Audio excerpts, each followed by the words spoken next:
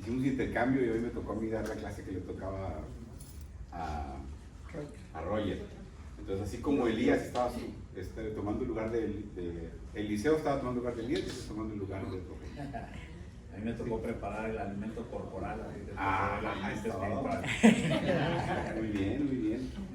Muy bien, nomás recordando rápidamente la visión del grupo, a qué nos dedicamos, que no se nos olvide, porque pasamos buenos ratos, aprendemos mucho, pero aquí se trata de hacer discípulos de Jesucristo, de amar a la comunidad y fortalecer a la iglesia, y siempre empezando por nuestra pareja. Entonces no se nos olvide que se trata de Jesucristo, ¿ok? Esa es la misión del grupo. La visión, básicamente, el resumen es que queremos que todos encontremos nuestros talentos y los usemos para poder crecer más en Jesucristo, en lo individual, con nuestra pareja, en el grupo y en la iglesia, en donde haga falta, ¿verdad? Y las reglas básicas para la clase, ahorita estamos tocando temas muy tranquilos, pero por si pasa algo, ¿verdad? Entonces la regla básica para la clase es, acá también hay lugares, ahora están muy desproporcionados. Le están sacando la vuelta a Rogelio. Las reglas básicas para la clase. Número 1, la comunicación en el grupo es circular, pero con amor y respeto, sin agredir o juzgar al prójimo. ¿Estamos de acuerdo en esa regla? Amén, así es. Muy bien. Ese amén me sonó como mucho como que estaban juzgando, pero está bien. Los comentarios deben ser para edificar, son de autoexamen, enfocados en lo que Dios puede hacer en mi vida, no en la del prójimo, y no damos consejo o soluciones, a menos que se solicite. Aunque lo tengamos en la punta de la lengua, no damos consejos si no se nos pide. ¿Estamos de acuerdo? Amén. Y la tercera regla de este grupo es que es un grupo seguro para compartir, con confidencialidad. Lo que aquí se dice, se escucha con amor y aquí se queda. ¿Estamos de acuerdo con esa regla? Juan y Yesenia, recuerdan que la semana pasada habíamos estado orando por la hija de un amigo de Juan que tenía cáncer, falleció esta muchacha, y bien bonito de Juan y Yesenia, que se ofrecieron a ir a cocinar a estas personas que perdieron a la niña y están en este periodo de duelo. Entonces tienen ahí recibiendo diario a personas en su casa, y Juan y Yesenia se ofrecieron a llevarles comida, ¿no? Entonces hay que estar orando por ellos, porque sean de bendición, que la gente vea eso, la gente dice, ¿por qué estos vaqueros vienen aquí a darme de comer? Y que sepan que es por el amor de Jesucristo, ¿no? Muy bien, estamos hablando de Eliseo, y hoy vamos a hablar de Eliseo y Naamán. Y el tema es la mano de Dios restaurando vidas. Pueden preparar sus Biblias en Segunda de Reyes. Vamos a ver el capítulo 5, Segunda de Reyes. Una advertencia para los que no estuvieron ayer, que no había muchos de los que estuvimos ayer, ese era mi temor, que ayer la pasamos muy bien, muchos chistes, mucha risa, y a ver si no se me olvidaron cosas de la clase y me voy a estar acordando de las anécdotas de ayer, ¿verdad? Pero bueno, estamos aquí juntos para estudiar la Biblia. Entonces, una pregunta rompehielo. ¿Recuerdas alguna ocasión en que las apariencias engañan? O sea, cuando las apariencias engañaron o la apariencia engaña. ¿Se recuerda alguna ocasión? Jessica dijo que sí. ¿Nos puedes platicar? ¿O alguien más? Sí, a mí me pasa que a veces cuando conozco a una persona, a veces si tiene como cara como de enojo, como que siento así como de que estoy inmediatamente como, ok, mejor trato de conocer a otras personas. Me saca la vuelta. Y le evito, sí, exacto, le saco la vuelta. Y por alguna razón siempre termino haciendo un match con esa persona en el futuro. También que íbamos hasta que Eliel hizo el comentario. Entonces, sí, ves a alguien con cara de enojón y resulta que no está enojón, ¿verdad? Sí. O equivale el enojo. O se compensaron. A mí me pasa seguido con el cilantro y el perejil. Sí.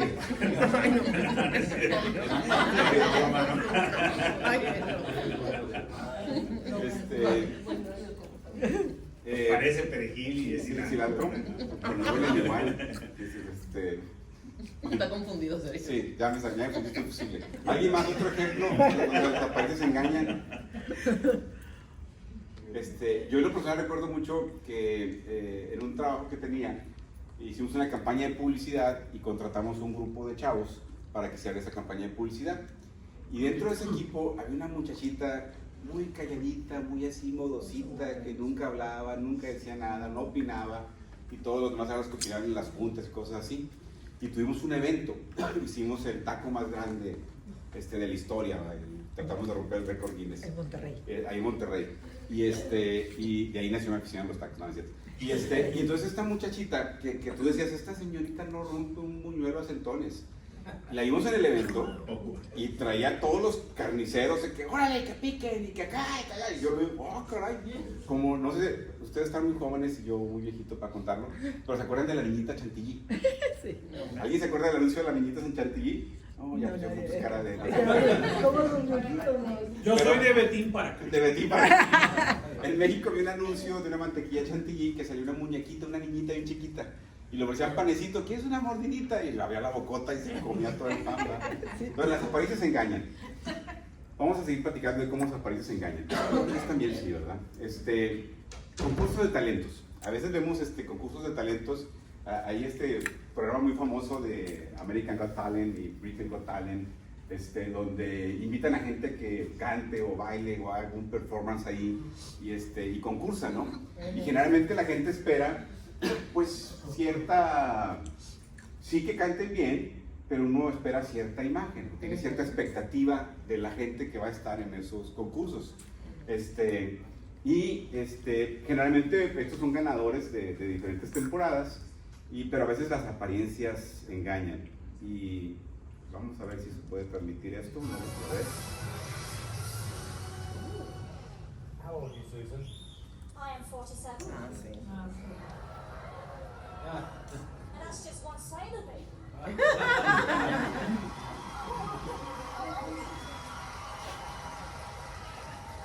Okay.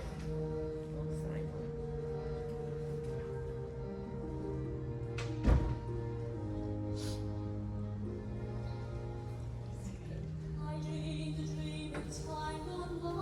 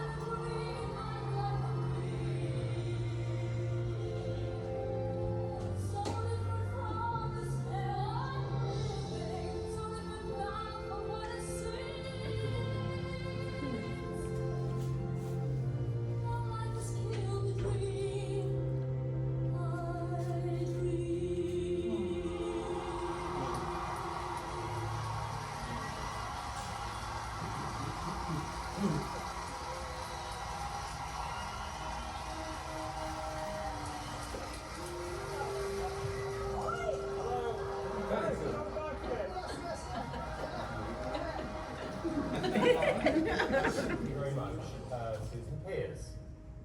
Without a doubt, that was the biggest surprise I have had in 3 years of the show.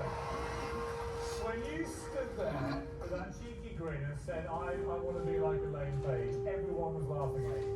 No one is laughing now. That was stunning, an incredible performance. Obviamente estos programas se trata de rating, ¿verdad? Entonces, pues no es la imagen de una persona que te va a traer muchos ratings, ¿verdad? Y ellos no esperaban esa voz de ellos, ¿no? Pero se sorprendieron. Esta fue su primera audición. Y ella ganó esta temporada de talento. Claro que le modificaron la imagen, ustedes ven a Susan Page ahora y es otra, ¿verdad? O sea, el dinero ayuda mucho. Y entonces le La cambiaron. conocieron muy bien.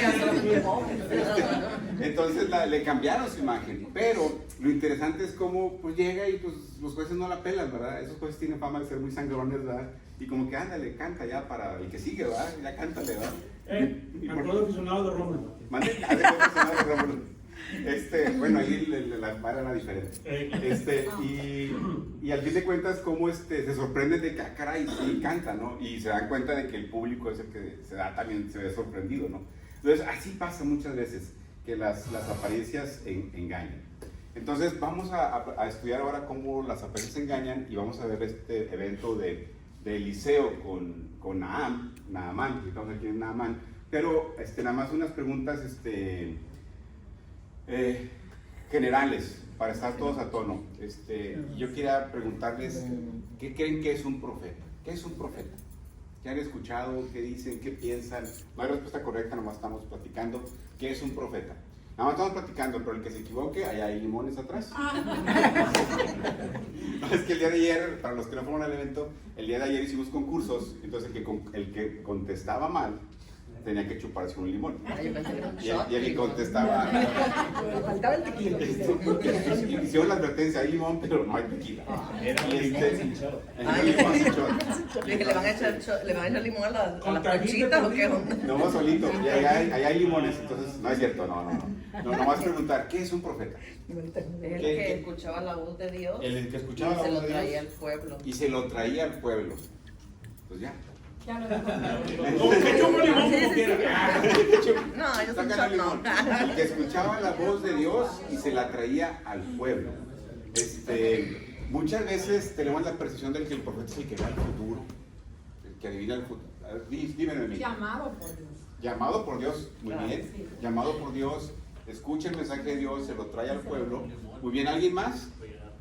Porque muchas veces pensamos que el profeta es el que adivina El futuro. el que adivina el futuro o el que entra en trance y dice cosas así como el oráculo y cosas así, ¿verdad? Y no, el profeta vamos a ver qué es el profeta, ¿no? Así muy rapidito. El profeta es un llamado, o sea, Dios llama al profeta, oye, como Moisés, oye, ven, necesito que vayas y digas al faraón esto. Entonces Dios te llama, Dios es el que llama al profeta. Muy diferente, por eso puse que no es herencia, a los sacerdotes. Los sacerdotes del Antiguo Testamento eran por herencia. Era una tribu de Leví, y de ahí venía toda la descendencia de los sacerdotes. Entonces, esa tribu, de esa línea de sangre, eran los que hacían la chamba de sacerdotes. Y los profetas no, los profetas eran llamados. Segundo, eran reconocidos, no regulados. Nomás puse la cita ahí para que después la vean, Deuteronomio 18, del 18 al 22. En la ley, en el Pentateuco, se menciona a los profetas y te dicen escucha la voz de los profetas, pero no son regulados como los sacerdotes. Los sacerdotes estaban regulados. Oye, tienes que vestirte así y tienes que ponerte esto, y cuando hagas este evento tienes que hacerlo de esta forma y te pones así, te vistes así. Entonces los sacerdotes eran muy regulados. Y hace sentido, porque si era por herencia, tenías que tener una norma, una guía de cómo hacerlo. Y los profetas sí eran reconocidos, pero no eran regulados. Tercero, eran personas de mucha determinación. Si Dios llamaba a Moisés y le decía, oye, ven, quiero que hables con el faraón, ¿cómo? Le salió más de tartamudo a Moisés todavía, ¿verdad? Oye, tengo que hablar con el faraón, que desaparece gente, y le tengo que decir que está mal. Entonces muchas veces la chamba de los profetas era ir y decirle a los reyes qué estaban haciendo mal. Entonces ir y decirle a la gente en poder, en el gobierno, y decirles qué estaban haciendo mal. Entonces lo que estaban haciendo en contra de la voluntad de Dios. Entonces eran gentes de mucha determinación, en el sentido de que pues, aquí me van a desaparecer. Y muchos de ellos terminaron así. Juan el Bautista, pues lo decapitaron. Jeremías. A Lo que le hicieron a Jeremías. Jeremías desapareció. Jeremías no sabemos qué pasó con él. Él sí no le tocó tener una muerte así drástica, porque al parecer como que se lo llevaron a Egipto y no sabemos qué pasó con Jeremías. Pero otros profetas sí tuvieron muertes muy, muy violentas, ¿no? Obviamente porque iban a decir a la gente del poder que estaban haciendo mal. Y esta es la palabra, por eso puse subrayado, son llamados, que es lo que mencionaba Noemí, y lo que mencionaba la mamá de Alanita, Johanna, que dice, recibe el mensaje de Dios y lo declara, ¿va? Entonces esa es una característica del profeta, recibir el mensaje de Dios y declararlo. Y la otra cosa es que no enseñaban, exhortaban. Un sacerdote sí enseñaba, oye, la ley dice esto, y los profetas exhortaban, oye, Dios te está diciendo esto. Y entonces ellos exhortaban a la obediencia. ¿Había falsos profetas? Claro. En ese tiempo había falsos profetas, así como ahora también tenemos televangelistas que no siguen el llamado de Dios, sino siguen el llamado de la cuenta bancaria. Pero tenemos falsos profetas desde aquel tiempo. Y curiosamente en aquel tiempo también los falsos profetas eran los que le daban por su lado al rey, lo complacían. Oye, estás en contra de la ley. No importa, rey, pero tú estás bien por esto y por esto y por esto, y justificaban lo que el rey hacía, pero eran falsos profetas. Ahora, algo interesante, si ustedes van a la página de Champion Forest, y yo les recomiendo que lo hagan, hay una sección que dice sobre tus talentos, que descubras tus talentos. Si tú te metes ahí, tú contestas, te dice, oye, tú eres bueno para esto, para que tú busques en qué ministerio puedes servir. Entonces a la gente le da risa porque yo les digo que mi esposa Marta es profeta. Entonces cuando les digo eso, pues ya se imaginan a Marta en trance y adivinando el futuro o en un oráculo, ¿verdad? Y no, simplemente te dice lo que Dios le dijo. Oye, esto está bien por esto, está mal por esto. No lo hace aquí en público, pero sí lo hace en lo personal. ¿Quién más es así? Walter. No Walter Mercado, Walter Azucena. Walter Azucena, ustedes no lo van a ver en público haciendo una gran exhortación, pero uno a uno, Walter te va a decir, oye, ¿sabes qué? Dios me está diciendo esto, Dios quiere que hagas esto, ¿verdad? Entonces, ellos son profetas, ¿verdad? Entonces, nada más era cultura general de qué es un profeta.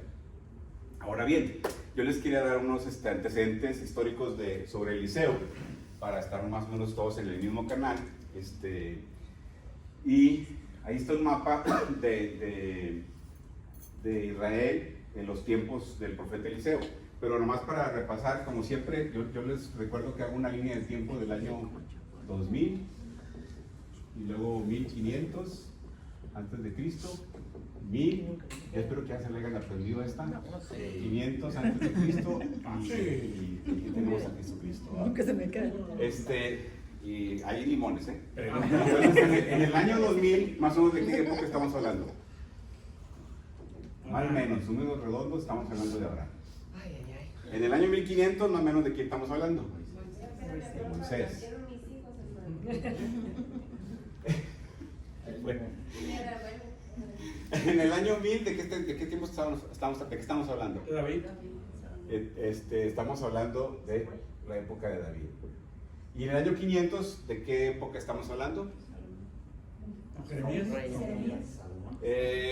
Muy cerquitas ya, cuando es 500 estamos hablando del retorno del exilio, más o menos.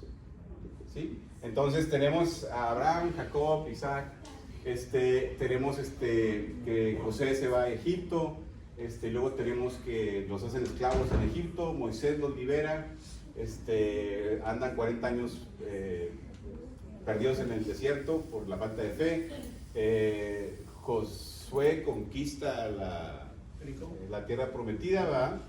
Y luego tenemos un periodo de jueces, donde la gente era gobernada por jueces, y luego, para estar a la moda, el pueblo de Israel dice, no, también queremos reyes, ya no queremos jueces, pues ahora queremos reyes. Y empieza la dinastía de reyes, y empieza el reino de Israel con David. Bueno, empezó con Saúl, luego David, y luego Salomón. Y muere Salomón, y obviamente Salomón hizo crecer mucho el reino, pero lo hizo crecer a base de impuestos.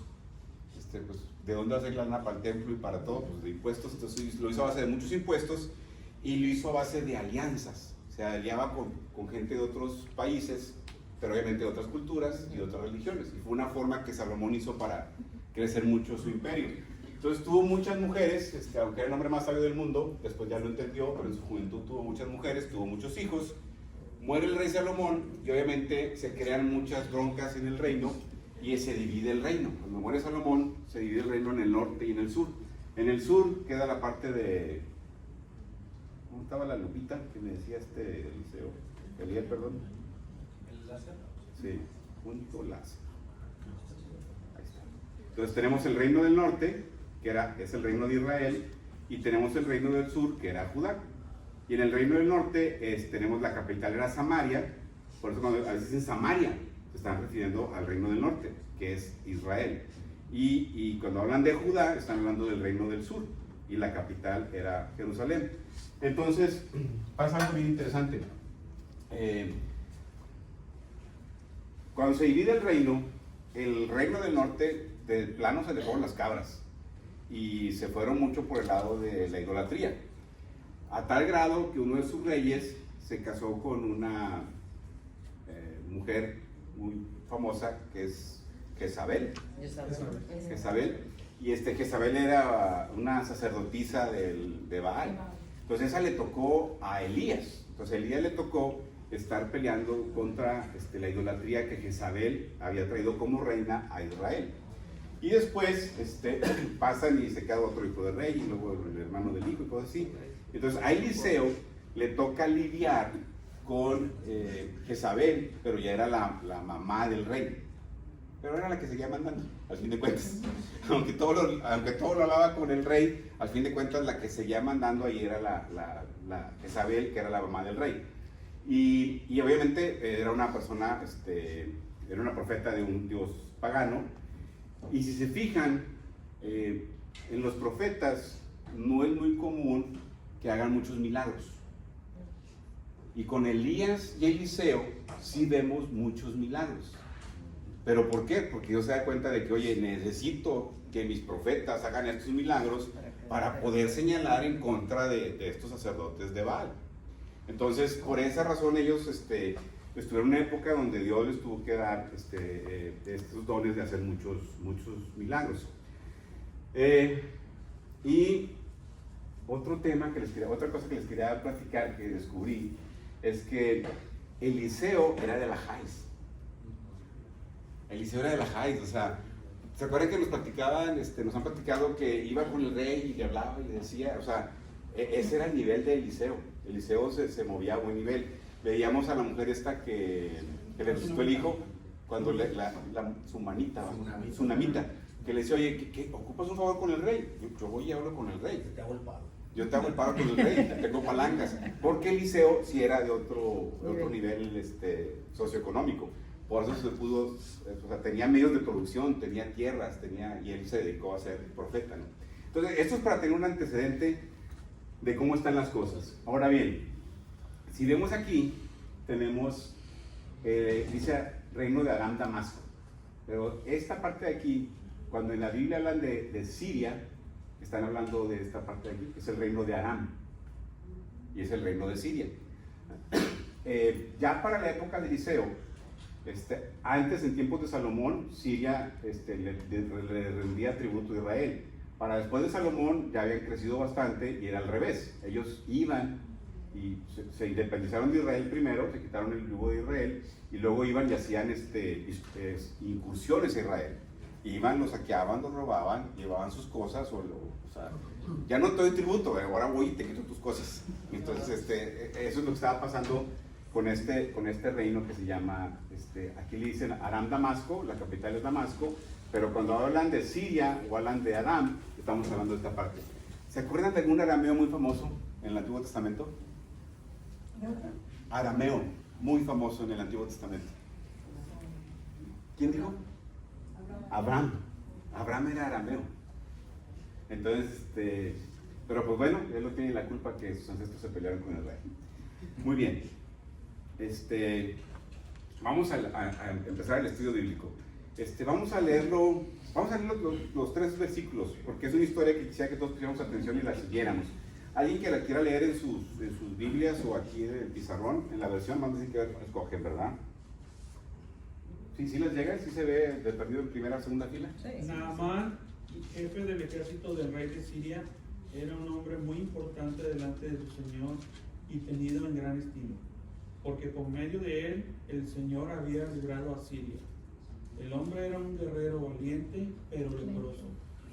Los sirios habían salido en incursiones y habían llevado cautiva de la tierra de Israel a una muchacha, la cual servía a la esposa de Naamán.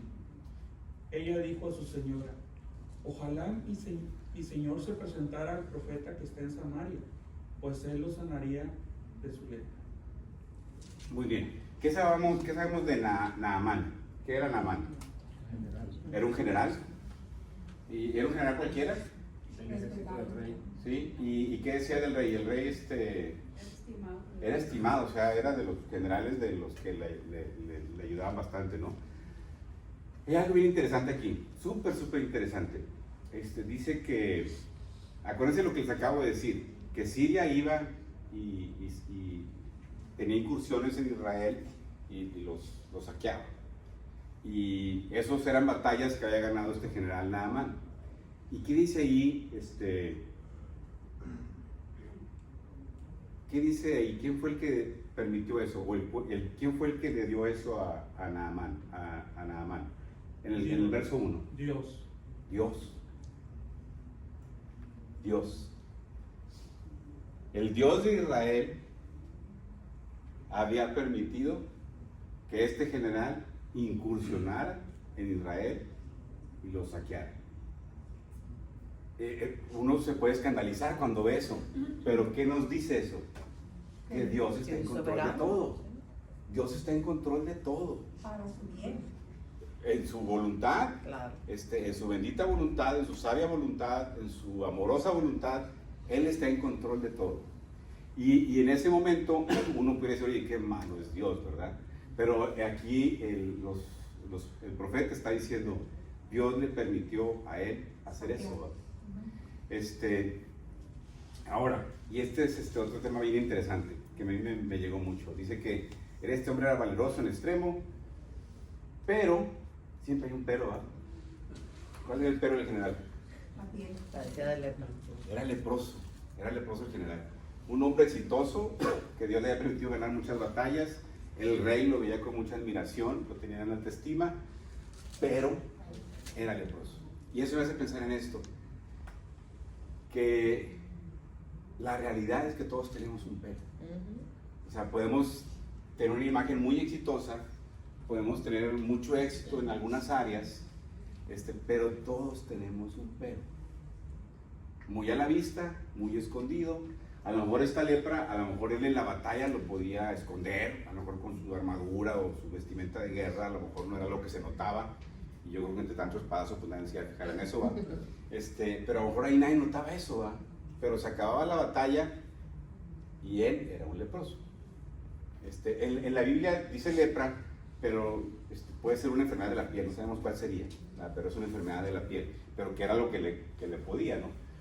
Entonces esto me hace pensar en que la realidad de que todos tenemos un pero, o un vicio, o una adicción, o la falta de desarrollar un don del espíritu, falta de amor, falta de paz, falta de esperanza, falta de dominio propio. Todos tenemos un pero. Y entonces no nos asustemos cuando tenemos ese pero.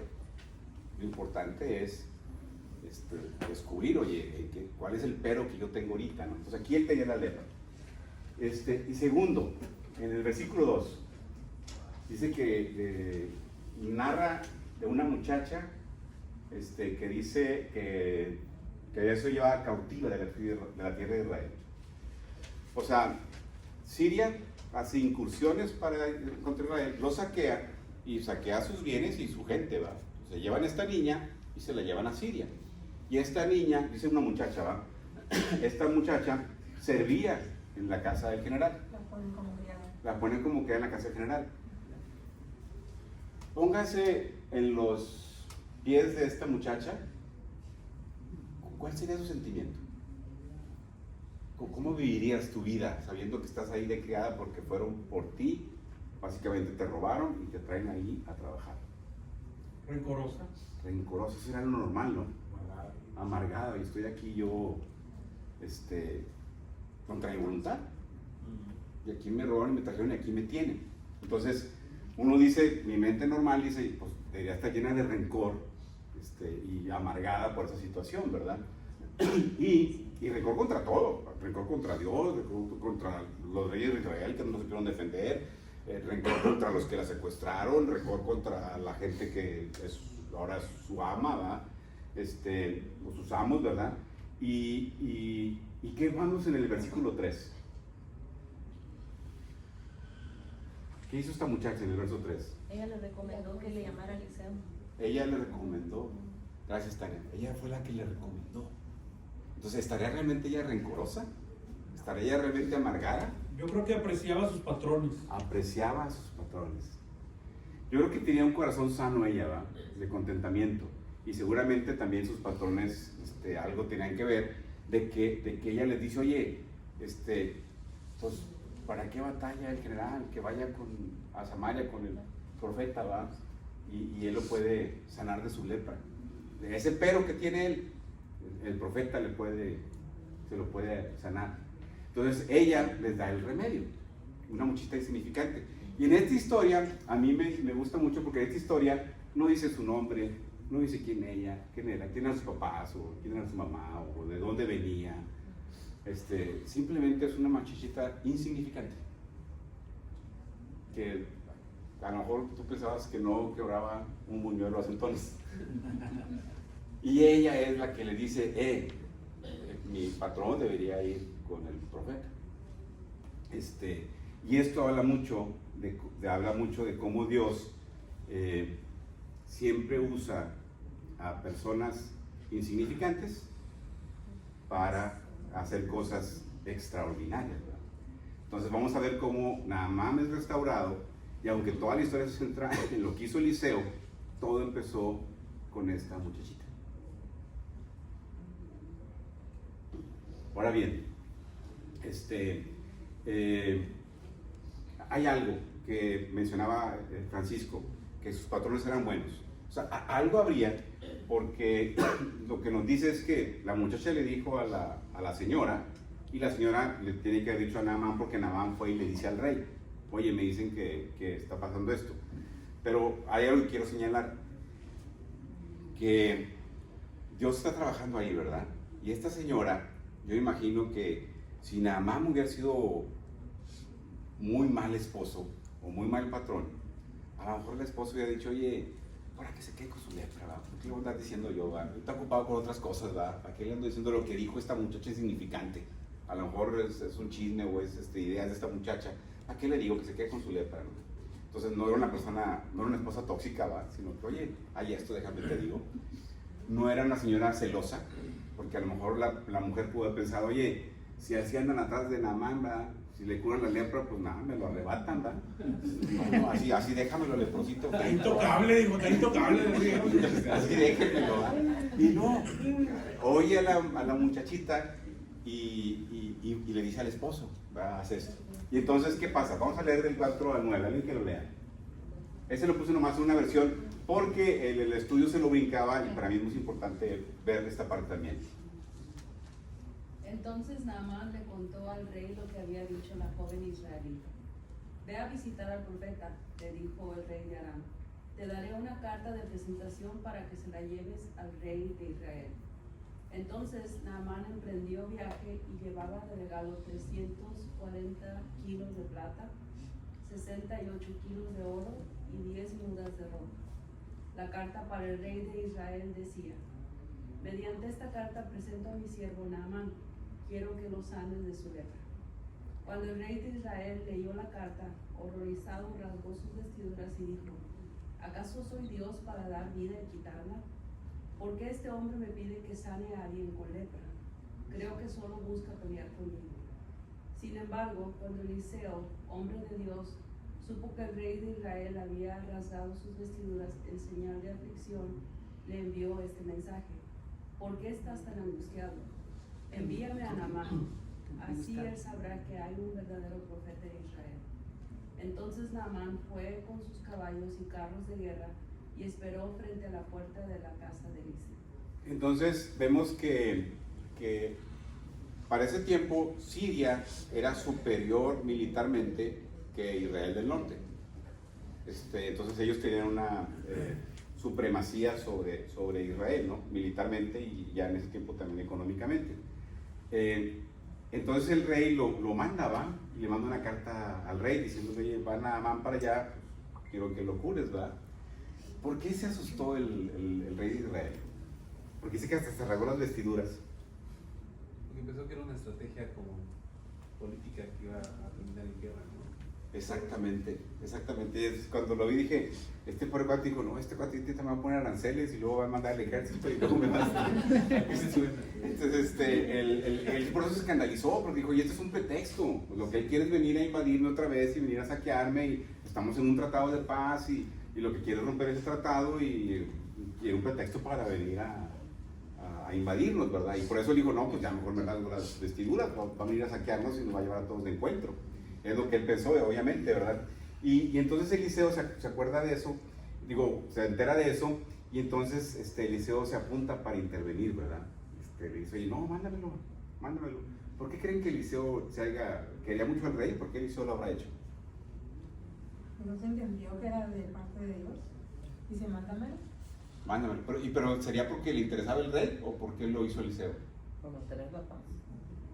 Y también para hacer ver que Dios estaba con ellos, ¿no? De hecho lo dice. Sí. Él le dice, ¿por qué está tan enojado el rey? Mándamelo, quizá quería resolver la situación. El texto lo que nos dice es que dice, para que sabrá que hay un verdadero profeta en Israel. Entonces, se trata de Dios, o sea, que sepan que hay un verdadero profeta, de que aquí puso Dios. Y sí, va a ayudar a traer la paz, sí, va a ayudar al rey, pero el objetivo a fin de cuentas es que representar al Dios de Israel. Representar al Dios de Israel. Gracias, Tania. Bienvenidos, se acabó de comprometerse, ya tenemos aquí a Víctor y a Tania, ¿va? Y ahora, el verso 9 nos dice, ¿qué nos dice el verso 9 de Naamán?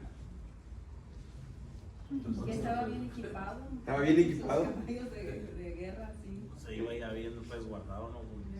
Y luego más adelante dice que él se llevó con regalos, ¿verdad? 340 kilos de plata y 8 kilos de oro y 10 mudas de ropa. O sea... Era bastante lana, eran $250,000 los primeros y 138,000, quién sabe cuántos miles y miles de dólares. Y ya hizo la conversión esta Noemí. Entonces iba bien preparado. Ahora eso lo dice de Naamán, que Naamán todo lo quería arreglar con dinero, con poder. Todo aquí se arregla con la lana. No, pareció la realidad. Exactamente, nada ha cambiado en estos últimos 3,000 años. No hemos aprendido nada. En estos 3,000 años no ha cambiado nada. O sea, ¿sabes qué? Todo se arregla con lana y con poder. Así es como se arreglan las cosas. Entonces, y con palancas. Él se va bien equipado con lana y se va bien equipado con sus carruajes, ¿verdad? Dice carros de guerra, no eran carros así pomposos, ¿verdad? Eran sus carros de guerra, ¿verdad? Y sus caballos. Entonces eso nos dice que Naamán realmente estaba acostumbrado a que todo se arreglaba de esa forma. Y entonces llega Naamán con sus carros y con toda su lana, llega a Israel, se presenta donde está Eliseo y vamos a ver qué pasa. Alguien que lea del 10 al 12 estos dos versos. Entonces Eliseo le envió un mensajero diciendo, ve y lávate 7 veces en el Jordán, y tu carne se te restaurará, y serás limpio. Y Naamán se fue enojado, diciendo, he aquí yo decía para mí, saldrá él luego, y estando en pie, invocará el nombre de Jehová, su Dios, y alzará su mano, y tocará el lugar, y sanará la lepra. Habana y Farfar, ríos de Damasco, ¿no son mejores que todas las aguas de Israel? Si me lavara en ellos, ¿no sería también limpio? Y se volvió y se fue enojado. Bueno, primero vámonos por partes, como diría Jack el Destripador. Verso 10. ¿Por qué Eliseo habrá mandado un mensajero en lugar de ir él personalmente? Viene este señor con un montón de lana, viene con sus carros de guerra, viene con las credenciales del rey, del reino que tiene una pata en tu pescuezo, y en lugar de salir él, manda un mensajero. Estaba trabajando con su orgullo también. Sí. Estaba trabajando con el orgullo de Naamán. O sea, le estaba dando una cachetada con guante blanco divino y diciéndole, aquí tu lana, y aquí todos tus carruajes y todos tus caballos, aquí no cuentan. Y ahí va mi mensajero y te está diciendo qué es lo que debes de hacer. Y para Entonces, mostrar también, ¿no? Que no era el hombre, sino como Dios, porque él ahí hace referencia, es que él va a tocarme, ¿no? Va a hacer esto, va a hacer lo otro, o sea, como que me va a lavar, y ahí es como que el que tiene el poder. Exactamente. Sí, y no lo tengo yo, es Dios haciendo. Entonces su sabiduría de Dios está trabajando con el orgullo de Naamán, que si bien era leproso, pues tenía cierto orgullo y estaba acostumbrado a las cosas de este mundo, al poder, la lana, el poder del ejército, estaba acostumbrado a eso y le está diciendo, oye, no, aquí no es así. Y yo no soy el chamán que te va a curar, sino Dios te está diciendo que hagas esto. Y hay algo bien bonito que cuando está hablando te dice que en el 10 dice que tu piel quedará restaurada y te sanarás de la lepra. O sea, tu carne será restaurada y serás limpio. Entonces es bien bonito pensar en la restauración. Entonces, ¿se acuerdan que hablábamos del pero? Que todos tenemos un pero. Bueno, lo que la Biblia nos enseña es que Dios nos puede restaurar de ese pero. Ya sea la lepra, ya sea una adicción, sea una falta de un fruto del Espíritu, Dios nos puede restaurar de ese pero. Y esto es bien bonito que le está diciéndole cómo hacerlo. Y hay una relación aquí interesante entre la palabra limpio, también se relaciona mucho con la palabra regresar, y tiene mucha relación con la cuestión de restauración y arrepentimiento. Entonces, cuando estás limpio es porque estás restaurado y porque estás arrepentido. O sea, van de la mano, en la Biblia se intercambia la misma palabra para usar limpio que arrepentimiento que restauración. Entonces hay una relación entre el lavamiento de la ceremonia y hay una relación entre el arrepentimiento y la restauración. Entonces, en el verso 11, entonces el general Naamán se enojó, y ya lo mencionaba Jessica, ¿verdad? Pues él esperaba que, pues, un trato personal, ¿verdad? Yo soy el general Naamán y traigo todo esto. Yo quería que él viniera personalmente a atenderme y él curarme de mis problemas, ¿no? Entonces, como ya mencionaron, aquí vemos el orgullo de Naamán, que es un orgullo nacionalista, diciendo, oye, ¿cómo? No viene a atenderme, no me viene a curar, y me manda con un mensajero a lavarme al río. Este río está más cochino que los de Siria. Están mejor los de Siria, que no el río Habana y Farfar, no son mejores que cualquier río aquí de Israel. No viene al caso, ¿por qué me manda? Pero también ahí tú ves que lo que a veces nosotros pensamos de la idea de cómo Dios va a hacer las cosas no tiene nada que ver con el plan de Dios. Que es lo que le pasó. Él pensó que iba a venir, tocar no sé qué, y realmente lo mandó a hacer otra cosa muy diferente y al final iba a conseguir lo que él quería. ¿Y cuántas veces? Dime, Francisco. Y también otra cosa es que acordemos que ellos eran idólatras y tal vez él decía, bueno, si él viene lo voy a adorar a él, no a Dios. ¿Me entiendes? Yo me imagino que también tu pensamiento era de que al final la gloria se le va a llevar a Eliseo y no tanto Dios. Así podía pasar eso. Y vuelvo con la idea de Joana, porque nos pasa a nosotros también. ¿Y a poco nos pasa de que, oye, yo quiero que tú ores por mí por esto? Y todos podemos orar y hay que interceder, pero siguiendo la idea de Joana, es que de la mamá de la Anita, siguiendo esa idea, es que a veces pensamos en la persona. Y hay personas con dones y con talentos, hay que buscarlas a ellas, pero no hay que olvidar que el crédito es de Dios, ¿verdad? Entonces no hay que olvidar eso, ¿no? Sí, Rogelio.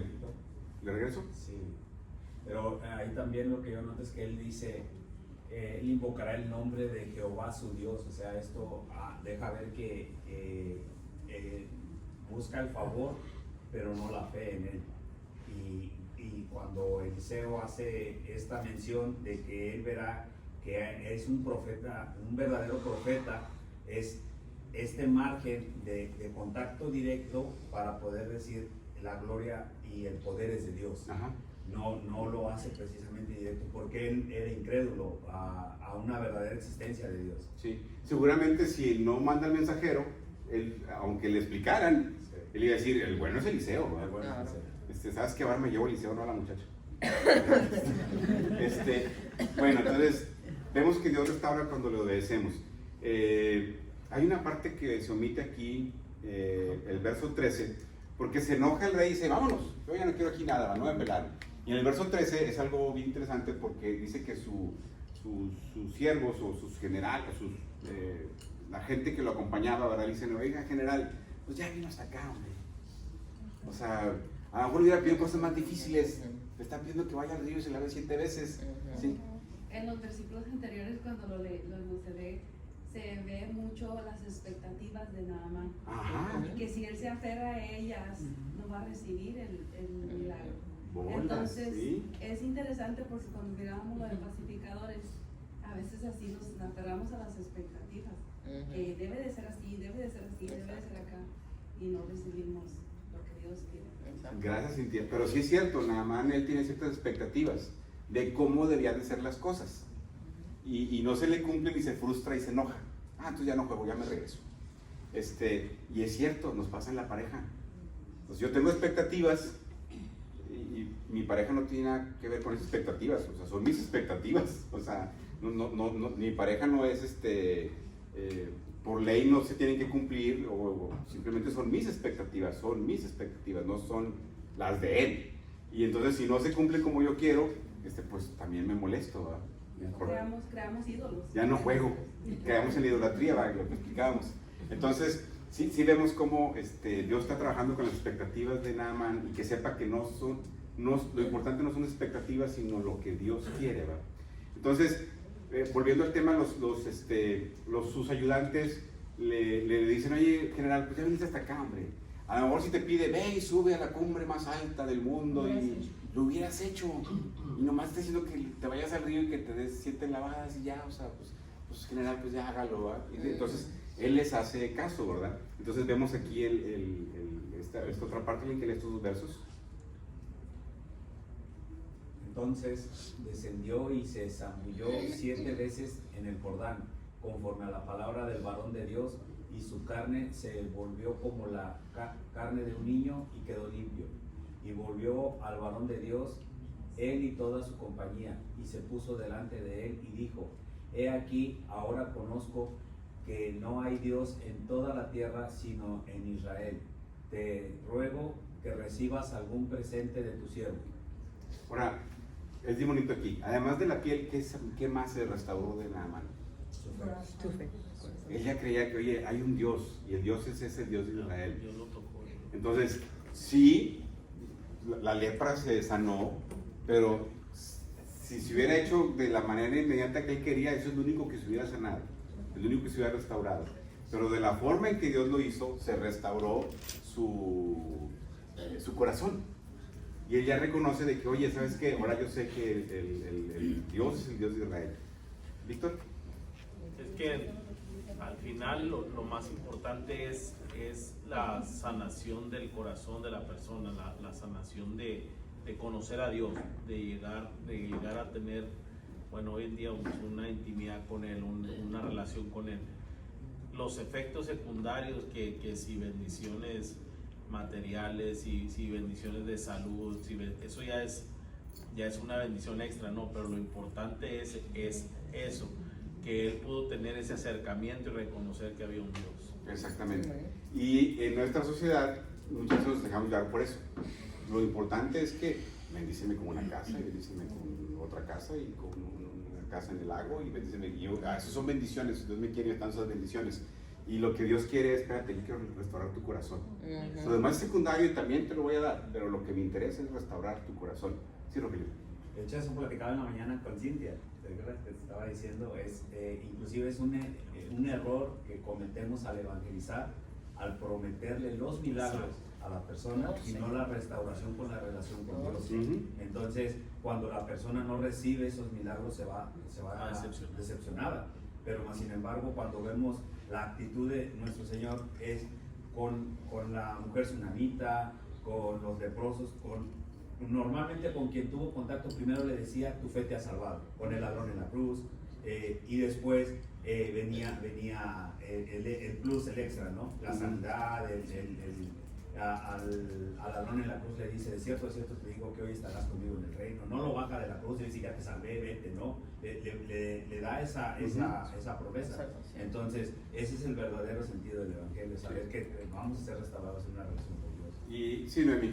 Y bueno, yo creo que al final del día este es un tipo para nosotros, que nosotros a veces le pedimos al Señor en nuestras vidas ciertas cosas, sanidad, bendición, tantas cosas que están delante del Señor en nuestras oraciones.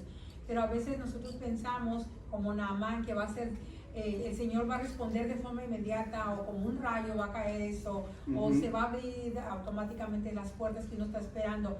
Pero el Señor quiere ese tiempo donde trabaja con nuestro corazón, y al final, aparte de concedernos, porque dice busca el reino de Dios y su justicia, y todo será añadido. Entonces el Señor trabaja en nuestro corazón y reconocemos la bondad del Señor.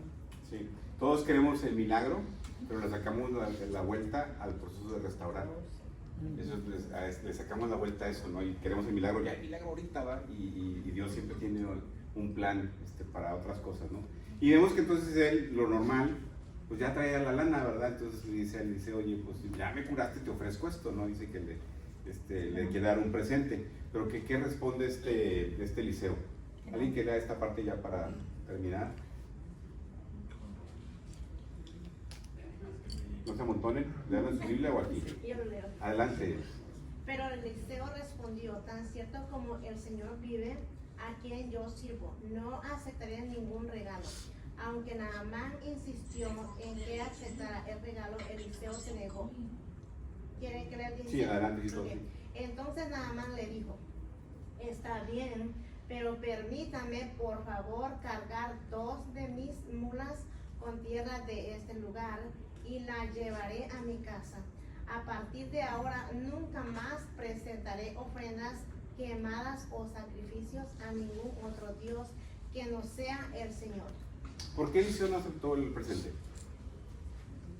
Pues no quiere Porque crédito. no hay precio, no. No hay crédito. Porque quiere que todo el crédito sea para Dios, ¿verdad? Que no se confundieran, hermano. Que no se confunda, esto es de Dios, ¿verdad? Exacto, porque no habría congruencia en lo que hizo en el pasado con lo que está haciendo ahorita. Es decir, yo sé que tu problema es el orgullo, el que todo lo compran, y el favor de Dios no se compra. Exactamente, le está diciendo también, aquí traes tu lana, pero Dios... Daniel, adelante. Yo creo que también obedece a un tema cultural, porque él era general del ejército de Siria, ¿no? Ajá. Para ellos, para su religión, para todo lo que ellos entendían, era muy común que quien hacía un favor tenía que retribuirle. Pero él no entendía, si bien entendía que Dios estaba detrás de esto, y lo dice ahí, que ahora entiendo que Dios es el único Dios, que Jehová es el único Dios. Él pensaba que la manera de agradar a Dios era también como llevarse el favor de su representante, de su profeta, y que enalteciendo al profeta era la manera en la que iba a agradar a Dios. Pero él no entendía que esa no es la manera en la que Jehová trata con sus profetas, porque justamente Jehová lo que hacía era que dejaba que sus profetas todo el tiempo dejaran todo, y muchas veces vivían en lo muy poco, pero haciendo su obra. Y eso era también lo que le estaba enseñando Eliseo. Y entonces vemos que no es porque queramos juzgar a Naamán, simplemente era su contexto, era su cultura, Sí, es lo que le habían enseñado. Y entonces Dios trabaja con eso, ¿va? Y le está enseñando, oye, es que no se trata de yo el profeta, se trata de Dios, y por eso no le acepta el regalo. Y antes de terminar, nomás un comentario, 2 comentarios. Uno es, Naamán sigue con su carga cultural. Y él dice, ¿sabes qué? Me voy a llevar un pedazo de tierra de Israel para llevármelo allá a Siria. Y entonces nada más voy a adorar a Dios llevándome la tierra de Israel. Porque culturalmente mi Dios está donde está mi tierra, ¿va? Entonces yo estoy en Siria, entonces necesito llevarme la tierra de Israel. Entonces, si bien hay una restauración en su corazón donde reconoce que Dios ya es el verdadero Dios, el Dios de Israel, pues él todavía tiene una carga cultural con la que va a tener que seguir trabajando, ¿no? Y dice, se me tengo que llevar la tierra para allá. Y luego también menciona, le dice Eliseo, nomás pide a Dios que me perdone, porque cuando esté con el rey, pues me voy a tener que inclinar cuando estemos en el templo de otro Dios, pero voy a estar con mi rey, voy a tener que hacer que Dios me perdone por eso. Entonces él todavía trae una carga cultural y tiene que trabajar con eso, y Dios va a trabajar con eso, a tal grado que Eliseo le dice, no, si lo haces te vas a fundir en el fuego del eterno, del averno. No, no dice eso, le dice, vete en paz. Vete en paz. ¿Sí? Porque Dios mira el corazón de las Yes. personas. Exactamente. ¿Verdad? O sea, Entonces es como el nuevo creyente, alguien conoce no a Dios, pero él trae sus costumbres, su familia, no nomás uno, sino que a veces la familia tiene ciertas actitudes, mira, yo voy a ver esas reuniones con familiares míos y es un desorden ahí, ¿no? O sea, Más que el tuyo. No en algo que falten al respeto a uno, pero en el ambiente de ellos, pues tú ya no compartes ciertas cosas, pero pues es tu familia y Dios sabe que tu corazón no está ahí, sino tu corazón está con Él. Sí, permíteme, Daniel, ¿alguien aquí quiere decir algo? Es precisamente lo mismo que él, políticamente hablando y militarmente hablando, tenía que hacer sus honores a lo que el rey adoraba, y él decía, pero yo ya no, como dice él, mi corazón no va a estar ahí, mi corazón va a estar con Dios, que Dios me perdone y que me toque mi hombro, o sea, hey, no te pasa nada. Y él dice, Eliseo le dice, no te preocupes. Vete en paz. Daniel, ya para terminar, ¿ibas a comentar algo, Daniel? No, ya. Ok, muy bien. Muy bien, entonces, y la otra cosa que quería comentar también, esta historia, que lo único pasado, Roger batalló mucho para decir su nombre, y yo también. ¿Cómo se llamaba el sirviente de Eliseo? Casey. Bueno, la cosa es que aquí en este pasaje es donde no acepta el presente, y el siervo va a ir atrás de Naamán y dice, oye, dice Eliseo que siempre sí. Que si le mandas una lana y le pasas unos vestidos, y regresa Eliseo le dice, ¿dónde andaba? No, pues fui a jugar canicas. Y le dice, no, pues fuiste a hacer esto y esto y esto, y la lepra se le pega al siervo. Pero bueno, ahora, la historia está bien bonita, la historia está impresionante, ¿verdad? Y todo fue por una insignificante muchacha que fue hecha cautiva de Israel a Siria. Todo empezó con esa muchacha que le dijo, oye, patrona, dígale a mi patrón que vaya a ver al profeta. Entonces todo empezó con él. Entonces, sí, Tania. Que me lleva a pensar que a veces uno pasa por cierta aflicción o lo que sea, y cuando es parte del propósito de Dios. Sí. Así es. Y yo quiero que se queden con esto, que dos cosas. Una es que hay que dejarnos sorprender por el Señor, aún de las formas menos esperadas. O sea, tenemos que tener las antenitas bien levantadas, y estar abiertos a que, oye, Dios me puede bendecir de la manera más significante, de la manera más inesperada con las personas que yo pienso que son más insignificantes. Entonces hay que estar abiertos a eso. Y segundo, es que nosotros también, por más peros que tengamos, Dios puede trabajar en esos peros, y nosotros también podemos ser instrumentos en el nombre del Señor. Entonces vamos a orar para despedirnos. Ya vamos bien tarde. No pobres en la bendición del Señor. Porque queremos irnos tempranito y todavía tengo un temita más. Agarre a su pareja, abrácela. Si no está aquí, abrácela en su corazón y en su mente y con esperanza, ¿verdad? Pero vamos a orar. Bendito Padre Celestial, gracias te damos por tu amor y por tu misericordia. Y Señor, te queremos pedir, Señor, que tú nos hagas sensibles a tu voluntad.